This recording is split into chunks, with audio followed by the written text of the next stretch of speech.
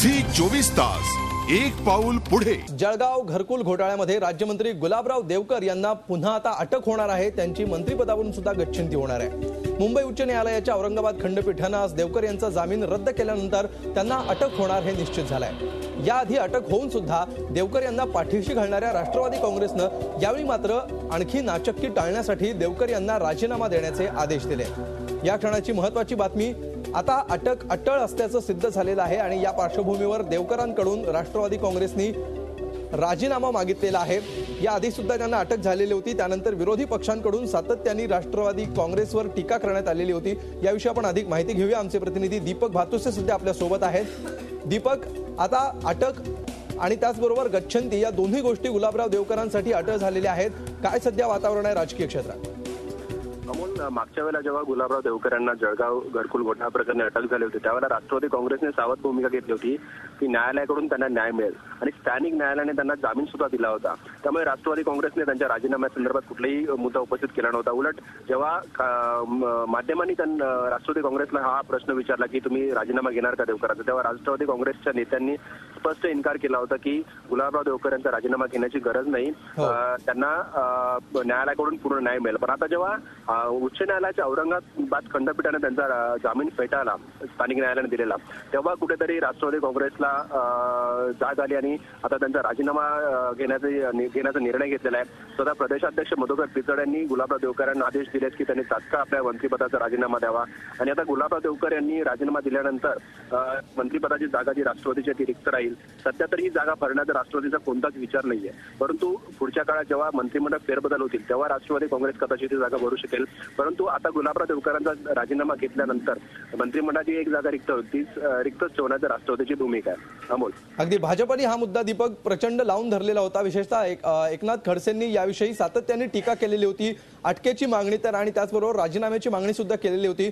या संपूर्ण प्रकरणाचा स्थानिक पातळीवर किंवा राज्य पातळीवर विरोधी पक्षांना कसा फायदा होऊ शकेल? निश्चितच, कारण मागच्या अधिवेशनातच आता नुकतंच जे पावसाळी अधिवेशन पार पडलं त्या अधिवेशनात सुद्धा भाजपने हा मुद्दा उपस्थित केला होता आणि एकनाथ खडसे जे विरोधी पक्ष नेते आहेत तर स्वतः जळगावचे, त्यांना हा सर्व प्रकरण घोटाळा पूर्ण माहिती आहे। त्यामुळे राष्ट्रवादी काँग्रेस आणि सरकार गुलाबराव देवकर यांना पाठीशी घालवत होता असा वारंवार खडसे यांनी याला आरोप केला होता।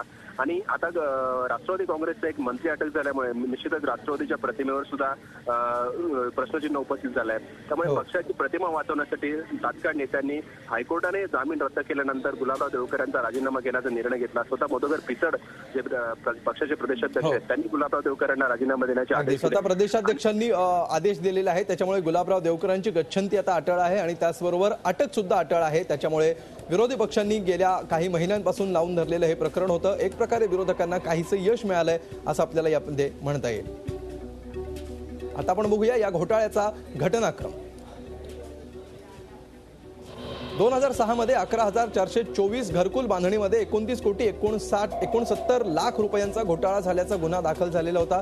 10 तपास अधिकाऱ्यांच्या तपासानंतर 11वे अतिरिक्त पोलीस अधीक्षक विशू सिंधू यांनी हा गुन्हा दाखल केलेला होता। माजी महापौर प्रदीप रायसोनी, तत्कालीन मुख्याधिकारी PB काळे यांना या प्रकरणी अटक झालेली होती। खानदेश बिल्डरचे संचालक राजेश मयूर आणि जगन्नाथ वाणी यांनाही या प्रकरणी अटक झाली। 10 मार्च 2012 ला आमदार सुरेश जैन यांना या प्रकरणी अटक झाली। तर गुलाबराव देवकरांसह 43 जणांना त्याच दिवशी समन्स बजावण्यात आला। 21 मे 2012 ला गुलाबराव देवकर यांना पहिल्यांदा अटक झाली होती। देवकरांना आधी न्यायालयीन कोठडी सुनावली आणि त्यानंतर त्याच दिवशी त्यांची जामिनावर सुटका करण्यात आली।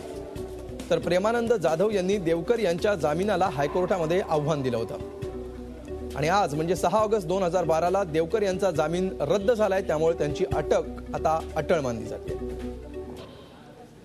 आणि आता आपण बघूया की नेमका काय आहे हा घरकुल घोटाळा। जळगाव पालिकेची 1997 साली 11,424 घरांची 110 कोटींची योजना होती। जळगाव घरकुल योजनेची 15%च घरं प्रत्यक्षात पूर्ण झाली। या प्रकल्पाचं काम सुरेश जैन यांच्या निकटवर्तीय खानदेश बिल्डरला देण्यात आलं होतं। नियम डावलून कंत्राट देऊन 2 कोटींचा घोटाळा केल्याचा आरोप या प्रकरणामध्ये करण्यात आला। तत्कालीन आयुक्त गेडाम यांच्याकडून 2006 मध्ये 91 जणांविरुद्ध गुन्हा दाखल झाला।